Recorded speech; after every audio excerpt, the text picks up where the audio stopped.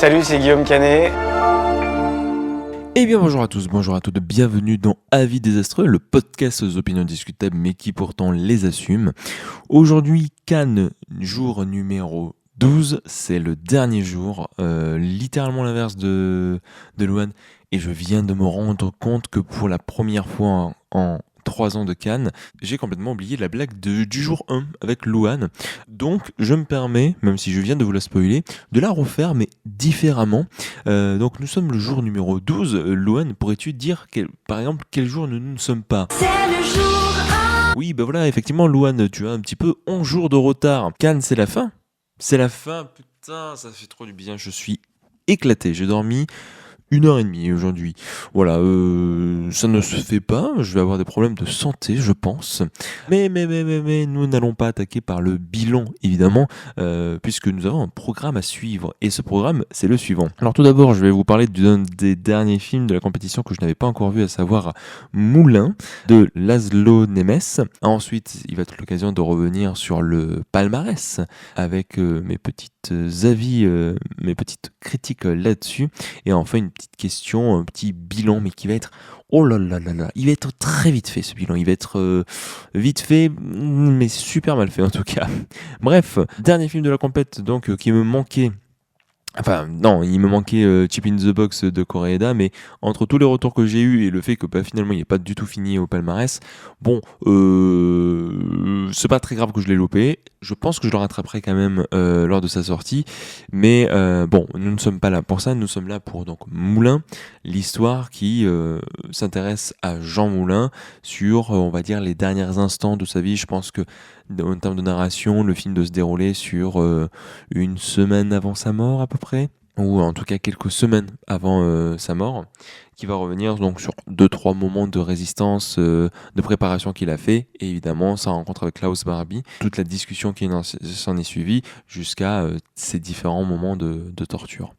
Alors, j'ai vu le film dans un contexte assez particulier, puisque j'imagine que vous n'êtes pas passé à côté de la polémique qui entoure le film, plus particulièrement autour de Gilles Lelouch, mais le réalisateur, il a quand même son petit pesant de cacahuètes également, sur la question qui a été posée lors de la conférence des journalistes, sur est-ce que faut-il combattre le Rassemblement national en votant la France insoumise ? Est-ce que c'est à l'heure actuelle le meilleur moyen de pouvoir continuer à perpétuer l'héritage de Jean Moulin ? Gilles Lelouch a dit qu'il n'avait pas d'avis à partager et que le réalisateur a dit qu'il n'était pas là pour commenter l'actualité politique française. Bon, d'autant plus que sur le tapis rouge, quand on leur a dit c'est quoi l'héritage de Jean Moulin, c'est quoi l'acte de résistance, ils ont dit rester fidèle à soi-même.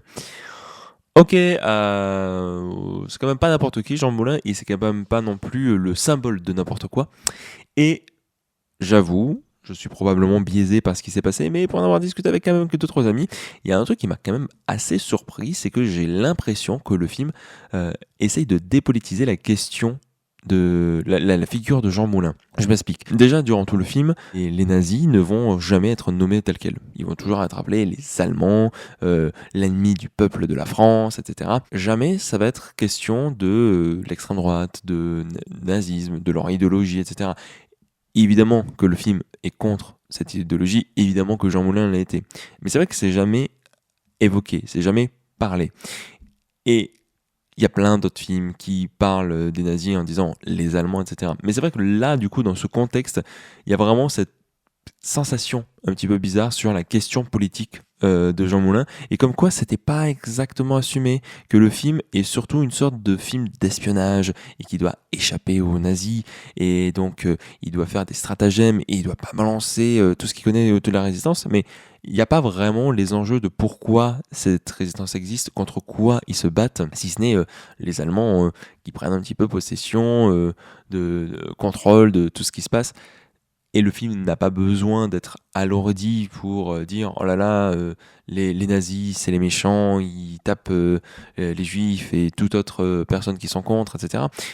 Mais quand même, ça fait bizarre de voir à quel point c'est devenu une figure de force plus qu'une figure politique. Après, si j'enlève ça, encore une fois, je suis complètement biaisé par le fait que je le vois en fin de festival post-polémique. Peut-être que dans d'autres contextes, j'aurais moins relevé ce genre de détails et ça m'aurait moins dérangé.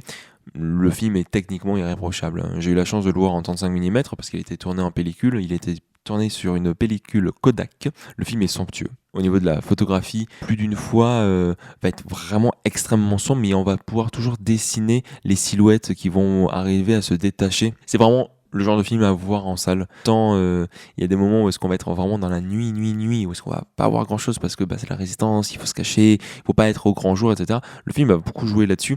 Et donc ça va offrir des moments où on ne voit pas grand chose, mais la lumière arrive à dégager un petit peu quelques idées. Et tout du long, il y a quelque chose qui, au niveau d'une lumière très orangée, qui va faire vachement ressortir la peau, notamment lors des scènes de torture qui sont assez dures à ressentir parce que quand bien même on n'a pas la scène de torture en elle-même, on en a les conséquences immédiatement par la photographie, par ces cadres très fixes, très frontales, va nous impacter directement.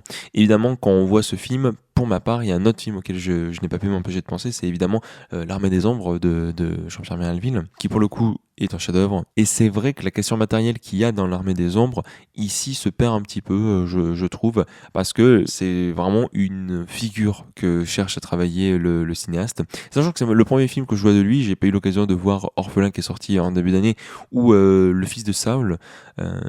Peut-être il y a des thématiques, des manières de travailler un petit peu ou le corps ou ce genre de période historique que j'arriverai plus facilement à relever. Le film se veut être historique, de ce que j'ai cru comprendre, il se veut être très proche de la réalité et il n'a pas forcément fait des pas de côté pour essayer de raconter forcément une question de point de vue. Donc en soi, encore une fois, le film est techniquement irréprochable, c'est extrêmement bien exécuté et on ressent vraiment les coups. Gilles Lelouch s'en sort bien. Je trouve pas que ça soit forcément alors certains disent c'est le meilleur rôle de sa carrière, peut-être. Je connais pas assez la carrière de Gilles Lelouch pour en parler. Est-ce qu'il dénote particulièrement? Pas plus que ça. Ça reste quelqu'un qui joue très bien et effectivement, il a cette gravité qu'il faut avoir dans ce rôle. Et les scènes de torture sont là où est-ce qu'il sort le plus de la chair et du cœur dans ce qu'il doit exprimer. Après, c'est pas, franchement, des différentes performances, et on y reviendra lors du palmarès, c'est pas celle qui m'aura le plus marqué.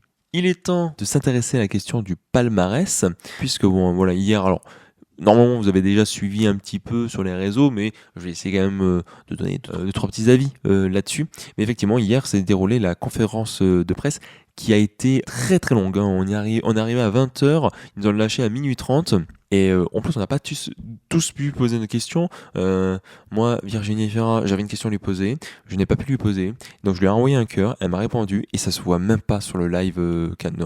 Voilà, ça c'est de l'analyse. J'espère que vous êtes content d'avoir cliqué sur cette vidéo. Et si vous nous découvrez à travers ça, écoutez-moi bien, le niveau des analyses est encore meilleur dans les prochains épisodes. Vraiment, accrochez-vous. Et là, vous avez du top qualité. Alors, le palmarès, on va essayer quand même de revenir sur la plupart des prix, notamment ceux que j'ai pu voir. Parce que bon, voilà, honnêtement, la Palme d'Or du court-métrage, pas vu. Le seul truc que je peux relever, c'est que du coup, son réalisateur, Federico Luis, avait fait Simone della Montagna, un film qui était sorti, qui était passé l'année dernière à la Semaine de la Critique. Alors, je sais plus s'il est sorti pour nous en France cette année ou l'année dernière. Ou alors c'était il y a 2 ans qu'il était à la Semaine de la Critique. Bref, c'est un film assez sympathique, vraiment mignon. Donc le fait de le voir gagner un prix pour son court-métrage, je me suis dit c'est quand même un cinéaste à garder en tête pour les prochaines années pour le cinéma latin. Au niveau de la caméra d'or, pareil, pas vu. Même si on m'a dit du bien de Ben Imana. Néanmoins, j'ai été surpris qu'il n'y ait pas du tout de mention spéciale.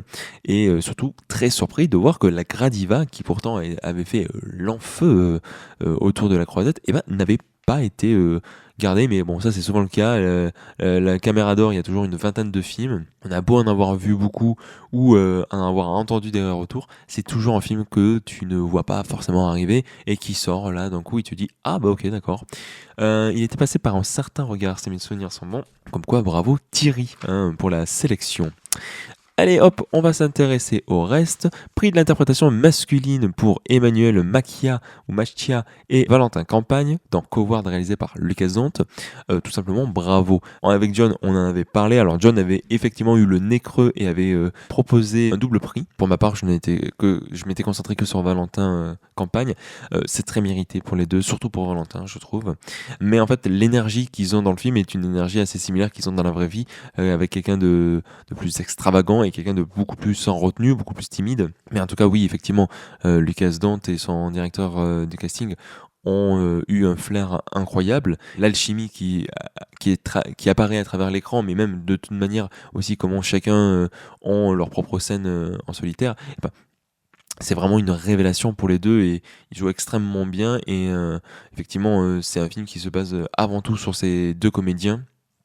Donc c'est entièrement mérité. Moi, franchement, encore une fois, c'est exactement pour ce genre d'acteur que je voulais que le prix revienne. Je suis très content et encore plus pour Valentin. Emmanuel, pour moi, ne se dégage pas forcément, d'autant plus que là où Valentin est un acteur professionnel, Emmanuel, lui, il a été casté du coup à son lycée. Donc c'est un acteur non professionnel qui va peut-être pas forcément continuer à faire des films. En tout cas, voilà, c'est pas la première fois comme l'année dernière avec l'actrice de la petite dernière, qui est aussi actrice non professionnelle.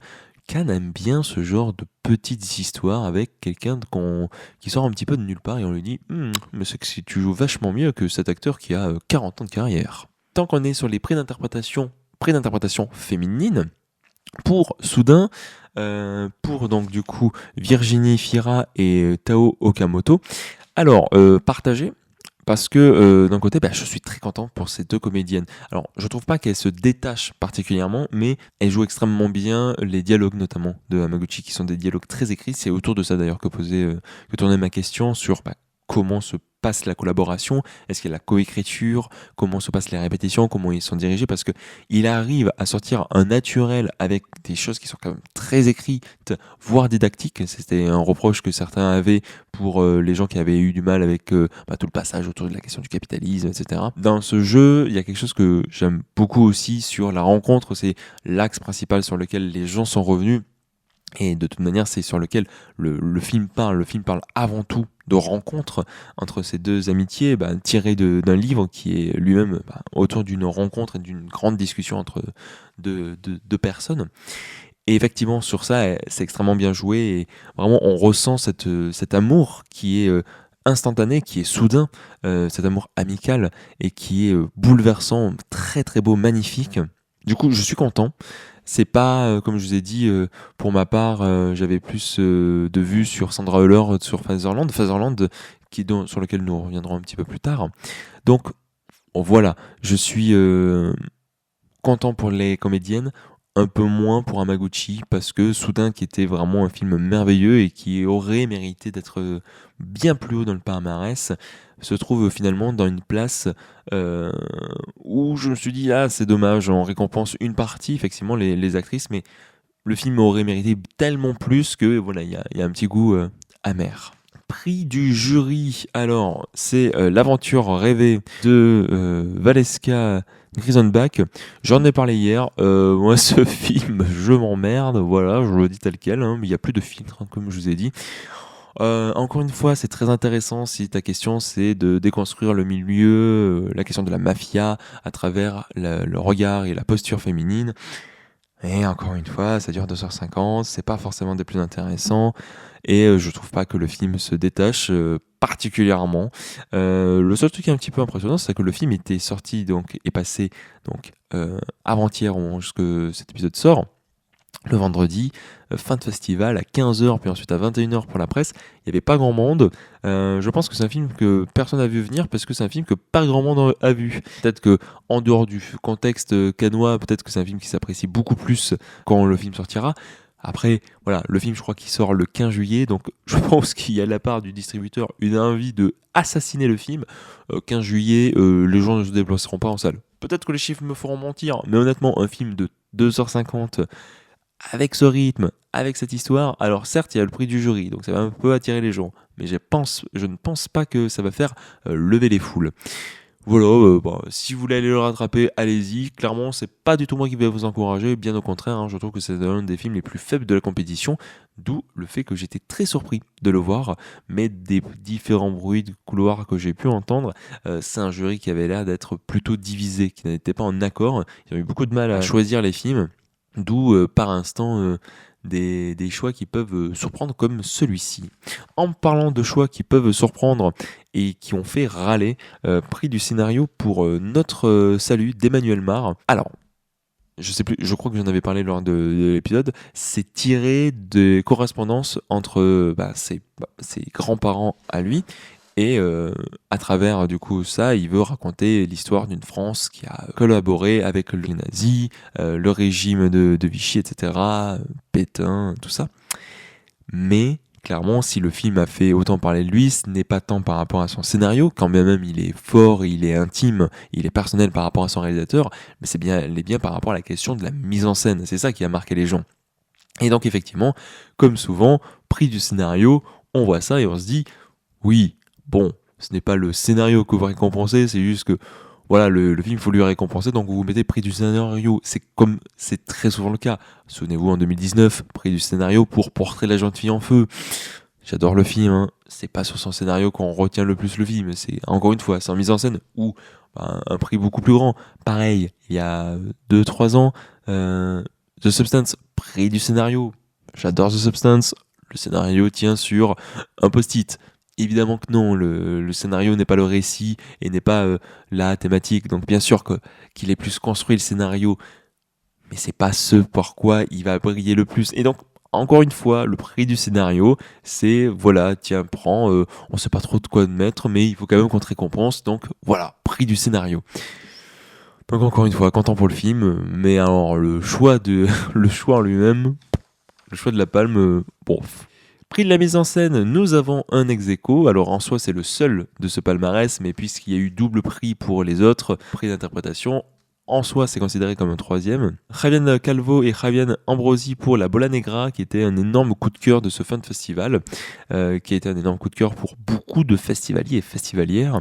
Prix de la mise en scène plutôt mérité. Honnêtement, comme je vous ai dit, moi je l'aurais bien vu bien plus haut. La mise en scène, elle a été critiquée notamment par la presse française, qui a eu un peu plus de mal, la trouvant un peu tape à l'œil et un peu... qui prouve quoi? Qui est vraiment là pour faire de belles images et pour montrer qu'on sait faire de belles images et que, vas-y, on va exprimer les émotions avec de grands mouvements. C'est très opératique, comme je vous ai dit. Personnellement, moi, ça m'a complètement conquis. Et je trouve qu'il y a un ensemble dans ce film, il y a une vision d'auteur, il y a un résultat qui est tellement stimulant que pour moi cette mise en scène un petit peu exacerbée ne me dérange pas du tout, bien au contraire, je la trouve totalement à sa place et je rejoins le jury pour lui remettre un prix de la mise en scène. Encore une fois, je trouve qu'il n'y a pas que la mise en scène à retenir, il y a bien plus. Et c'est un petit peu pareil pour du coup Fatherland alors je me trompe toujours comment je le prononce, de Pavel Pawlikowski, qui donc revient pour un second prix de la mise en scène. D'ailleurs, un journaliste lui a fait la remarque en lui disant « Mais qu'est-ce que ça fait de recevoir 2 prix de la mise en scène 2 fois de suite ?» En anglais, on dit c'est le prix Best Director, meilleur réalisateur. Ce sur quoi le réel a répondu ça signifie que je suis peut-être le meilleur réalisateur à l'heure actuelle. Ha ha ha ha. C'était une petite blague, c'était bien senti, bien rigolo. Alors oui, effectivement, la mise en scène, encore une fois, chez lui... extrêmement pensé par ses cadres fixes et ses cadres qui laissent durer les plans, son travail du noir et blanc qui est sublime. Effectivement, c'est encore une fois, c'est mérité.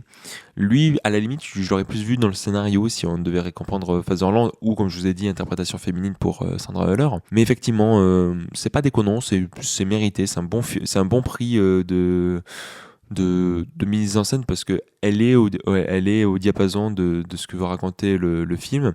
Elle est complètement cohérente et c'est pas une mise en scène tape à l'œil. Je trouve qu'il y a un petit équilibre entre les deux films, entre La Bola Negra où est-ce que là elle est vraiment mise en évidence et ici pour Fatherland où est-ce qu'elle est elle est plus en retrait. Mais c'est pas pour autant qu'elle ne raconte rien. Et donc je trouve que c'est un prix plutôt mérité. On va attaquer sur les 2 derniers. Alors, il y en a un. Donc, Grand Prix Minotaur de Andrzej Zjaginstev. Je vous ai dit, j'en avais pas grand chose à faire de ce film.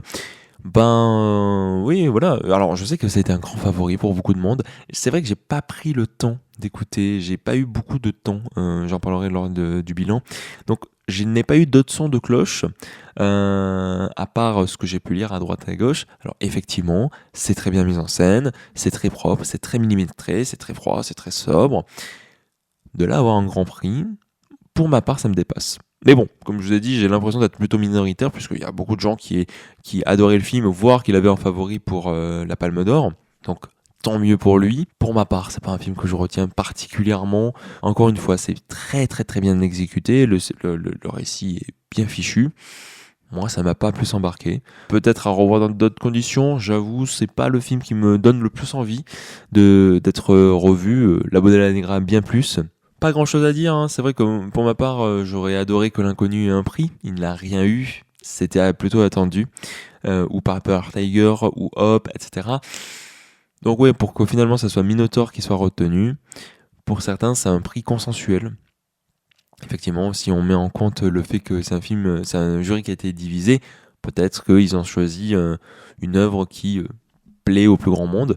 Et bon voilà, au niveau des œuvres, donc là ici un film russe, plus ou moins, puisque bon, je sais pas dans quelles conditions il a pu le faire, mais pas dans les meilleures conditions vu qu'il est rejeté par le gouvernement. Il a interdiction de foutre les pieds en Russie, et je pense que vu les discours qu'il nous a sortis hier sur le fait que seul Vladimir Poutine peut arrêter la guerre et qu'il ne le fait pas, je pense qu'on n'est pas prêt de le revoir en Russie.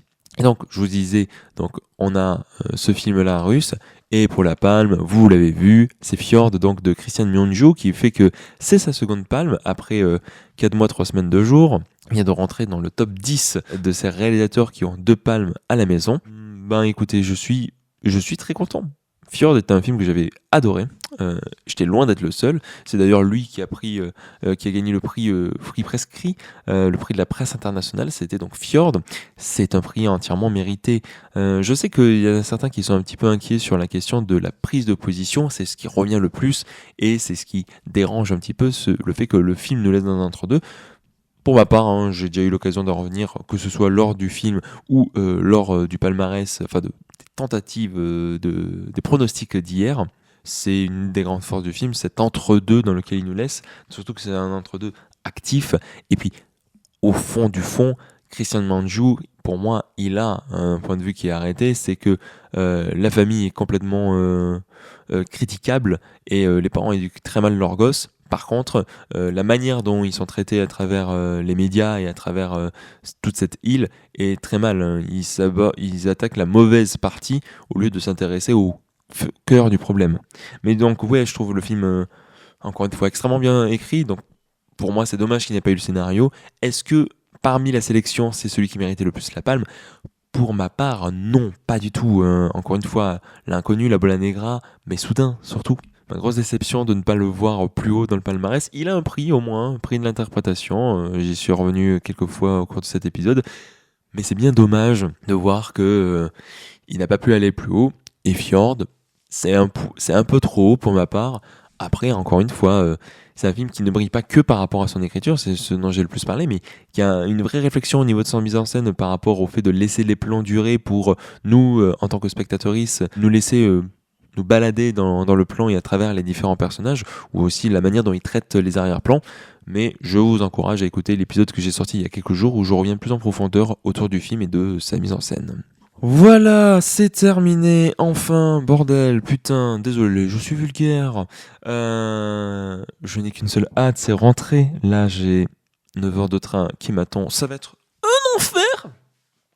J'ai juste envie de dormir, j'ai envie de manger des choses saines et j'ai envie de faire une pause au niveau du cinéma parce que si je devais faire un bilan sur ce Cannes, c'est peut-être le Cannes le plus épuisant que j'ai dû avoir. Il y en avait un il y a 2 ans, mais alors lui particulièrement, je l'ai trouvé. Alors, est-ce que c'est parce que je travaille différemment? Est-ce que je me suis plus investi? Est-ce que j'ai fait moins de pauses? Je ne sais pas. Mais ouais, là pour le coup, la fatigue l'emporte sur un premier retour. Après, sur un second, ben, c'était un Cannes assez particulier, je trouve.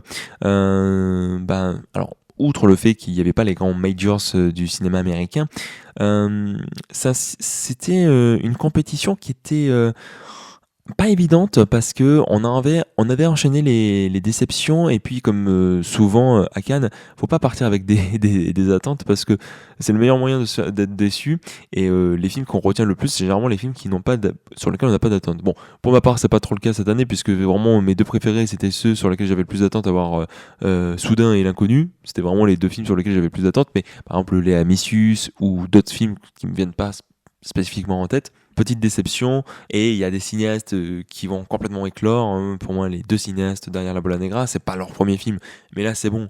Ils vont être identifiés, en plus avec leur prix, c'est bon, on voit qui c'est, et ils ont marqué l'histoire de ce festival. Tandis que d'autres sont revenus plus sagement et n'ont pas été retenus. Même si, bon, là, je pense à James Gray, mais James Gray, c'est vraiment dommage qu'il n'ait pas eu de prix. Et sa malédiction continue. Il vient à Cannes, il présente son film, il sait qu'il qu'il reviendra pas pour un prix, et hop, il repart. Et 3-4 ans plus tard, on le retrouve présenter un nouveau film pour lequel il n'y aura pas de récompense. Et ainsi va la vie. Oui, je suis quand même très content d'avoir pu toucher un petit peu à tout. J'ai fait toutes les sections parallèles, même l'acide une seule fois, mais quand même, je suis moins allé à la semaine de la critique. Mais les 3 films que j'ai vus étaient bien. Non, là où est-ce que je me suis régalé cette année, c'était au niveau de un certain regard. Alors j'y suis allé 3 ou 4 fois. Que des super films. Très content de cette sélection. Vraiment, que ce soit Teenage Sex, Quelques mots d'amour, Le Corset, c'était vraiment... Mais 3 excellents films. Pareil, je suis content, je suis pas mal allé à la quinzaine. Alors, la quinzaine m'a un peu moins satisfait, mais je suis quand même bien content d'y être allé parce que l'année dernière, je l'avais complètement zappé la quinzaine. Donc voilà, j'ai fait un petit peu par petites touches. J'ai vu des films de merde. Le John Lennon, évidemment, enfin le Steven Soderbergh de John Lennon, une merde absolue. Pareil, les séances de minuit, je n'en ai fait qu'une, évidemment, comme souvent, c'est là parce que je vois les films plutôt mauvais. Je suis un peu deg de ne pas avoir testé les autres séances de minuit, notamment Jim Queen, qui devait avoir une ambiance mais fantastique. En tout cas, c'est tous les retours que j'ai eus, et ça se sentait un petit peu. Voilà, en termes de rencontres, j'ai pas fait plus de conférences de presse, mais voilà, après c'est Cannes, c'est toujours très stimulant de voir des gens dont on apprécie le travail, qu'on suit depuis plusieurs années, pouvoir les voir, s'approcher, discuter avec eux, c'est toujours très agréable. Moi, pour ma part, du coup, j'ai pu parler avec notamment Quentin Dupieux et Ryosuke Hamaguchi. J'ai pu avoir une légère dédicace de la part de Kurosawa qui est passé un coup de vent, mais voilà, c'est toujours très stimulant, très agréable. Il se fait vraiment plaisir, et c'est en partie aussi notamment au nombre d'écoutes. Donc voilà, vous êtes parmi les remerciements, il y a le public, et là on va attaquer le remerciement. Si on commence directement par ça, vous, les écoutes qu'on a eues tout au long de ce festival, particulièrement les écoutes d'amis comme Julie ou de Karine qui faisaient des petits retours en disant ouais, j'ai écouté tel épisode, c'est cool, bon courage, tiens bon, tout ça. Merci à vous, ça fait grave plaisir. Et de manière générale, il y a des gens qui nous ont découvert à travers ce festival. Du coup, pour ma part, moi c'est Robin, donc je suis solo ici, mais habituellement je suis entouré d'une pléiade de belles brochettes, à savoir Zara, Léa et Julie, qui sont mes comparses pour l'émission du coup Avis désastreux, qui est donc toutes les 2 semaines autour de l'actualité ciné, mais pas vraiment, c'est en fonction de notre propre agenda. Maintenant on fait avant on essaie d'avoir quelque chose de plus tenu. Non, on est tous occupés, donc on fait comme on peut. Et c'est un bon résumé de ce Cannes également. On fait comme on peut, et on fait quand même pas mal. Mais bref, voilà, donc j'espère que ça vous donnera envie de découvrir et de ne plus m'entendre faire de l'entunnel. Je ne suis pas seul autour de ce micro, il y a des gens qui maîtrisent le verbe et qui ont les avis peut-être désastreux, mais par instant bien souvent pertinents.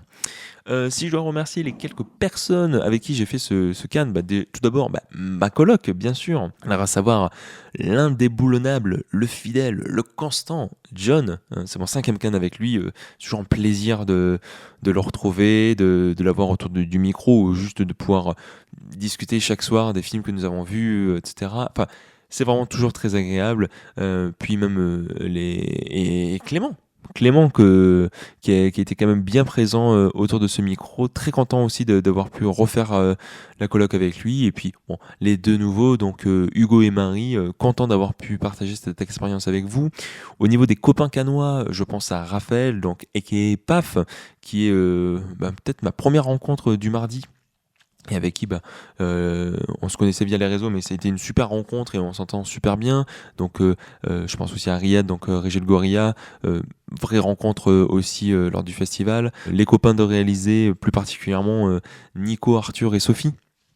Toujours un plaisir de pouvoir discuter, les rencontrer. Je pense du coup à Lisa et Riyad, un autre du podcast L'un a vu tous les films, l'autre pas, qui sont des copains depuis très longtemps, et je suis très content aussi d'avoir pu faire le festival avec eux en presse. C'était hyper chouette, c'est toujours hyper agréable. L'équipe de Tape-In, et j'oublie certainement l'autre média, et je suis sincèrement désolé, mais je pense notamment à Tim. Super rencontre. Soisy, que vous connaissez peut-être sous le nom de Nuages Flottants. Alors effectivement, pas mal d'influenceuses, mais c'est vu qu'ils étaient en presse, c'est à peu près les mêmes personnes que j'ai fréquentées. Théo de Théo Bavard, lui aussi, pareil. Lui, ça fait des années qu'on se connaît et ça fait vraiment toujours plaisir. Victoire, aka Flower Vivi. On s'est croisés en coup de vent, mais c'était très sympa. Je suis sûr que j'oublie quelqu'un en termes de copains, copines. Je pense à Philippe, qui est un des gars de la sécurité du Festival de Cannes, qui est un des mecs les plus adorables de ce festival. Noémie, bien sûr, Noémie de la semaine. C'est hyper chouette de passer tout ce temps avec elle. Les remerciements, j'oublie tellement de personnes, c'est une évidence. Bonjour, j'enregistre avec un micro pourri et j'essaye de pas parler trop fort parce que je suis à la gare, mais en fait il y a beaucoup trop de gens que j'ai oubliés, donc je vais les rajouter vite zef. Du coup, Tom et Nicolas du podcast Caméflex, je suis leur travail depuis un petit moment et là on a pu se rencontrer et c'était hyper chouette. Claire, bien sûr, ami Twitter, on s'est croisé un coup de vent, mais trop bien de se croiser. Jules, on s'est rencontrés dans le train et une belle rencontre, vraiment, et je suis très content du festival que tu as pu passer. Là, je vais parler de mon école, mais j'ai croisé pas mal de gens de l'UNSAV, dont mon parrain Johan et toute la clique. C'est super drôle de croiser des gens de l'UNSAV de son école en dehors de l'école, et notamment à Cannes. En parlant de ça, bien sûr, notre fameux directeur Frédéric Tabé. Voilà, croisé, et en plus bien discuté avec les copains de Sens Critique, avec qui on a fait quand même 2-3 trucs, notamment Antoine et Kylian, dont c'est un bonheur à chaque fois de parler, et puis on a pu faire 2-3 micro-trottoirs, c'était chouette. Darius, correspondant allemand, mon équivalent allemand, du coup journaliste, qui me fout la honte à chaque fois parce qu'il parle super bien français alors que moi je suis incapable d'aligner 2 mots en anglais. Beaucoup trop fort ce type. Et sur les quelques noms du festival, Rudy Rosenberg, donc celui qui a fait quelques mots d'amour pour le geste qu'il a eu et pour l'attention qu'il a pu avoir entre nous lors d'une rencontre que j'ai beaucoup appréciée, et Thierry Frémaux, à un sens, que ce soit pour les films sélectionnés ou juste pour l'avoir croisé en tout début et en toute fin de festival, une boucle bouclée, et c'était une belle manière de conclure ce festival. Eh ben écoutez, je suis fort désolé pour les personnes qui nous écoutent ici et qui sont en train de se dire il m'a oublié, ce salopard. Si vous êtes une de ces personnes, n'hésitez pas à le mettre en commentaire. Salopard, tu m'as oublié. Comme ça, je pourrais me morfondre en excuses. Je sais même pas si on dit ça. Oui, il y a quelqu'un là sur... aussi, les petits commentaires que nous avons eus sur YouTube ou sur Spotify, merci pour vous. Même si certains étaient en mode... dis donc, c'est que ça parle un petit peu mal. Et oui, je parle de vous, Blandine, effectivement. Écoutez, merci quand même, parce que vous avez quand même pas mal répondu, et vous avez pas mal commenté. Alors, des fois, dodo. Est-ce que c'était une invitation à ce que j'aille dormir, ou est-ce que c'était que l'épisode était comme l'équivalent d'un gros dodo tant qu'il était ennuyant? Bref, mais en tout cas, voilà, on a eu quand même pas mal de visibilité autour de ce Cannes, donc ça reste une chouette expérience. Moi, du coup, là, je vais conclure cet épisode. Comme je vous ai dit, j'ai qu'une seule envie, c'est de dormir. Je ne vais pas pouvoir dormir avant super longtemps. J'ai trop de temps qui m'attend devant moi. J'ai envie de crever, tout simplement, en toute modestie. Je vois même pas ce que la modestie vient de foutre dans ce que je viens de dire. Bref, faut que j'arrive à conclure cet épisode. Voilà, merci à vous de nous avoir écoutés tout au long de ce festival. Ne partez pas, vraiment restez s'il vous plaît. Vous allez voir, le podcast peut vous plaire. Et en attendant, écoutez, allez voir des films, prenez soin de vous, tout ça. Nous, on se retrouve dans 2 semaines peut-être pour le prochain épisode d'Avis désastreux, qui sera ou un bilan ou un épisode classique, je ne sais pas encore. Et puis, qu'une seule chose à dire, vivement Cannes de l'année prochaine, en espérant être à nouveau présent. Salut!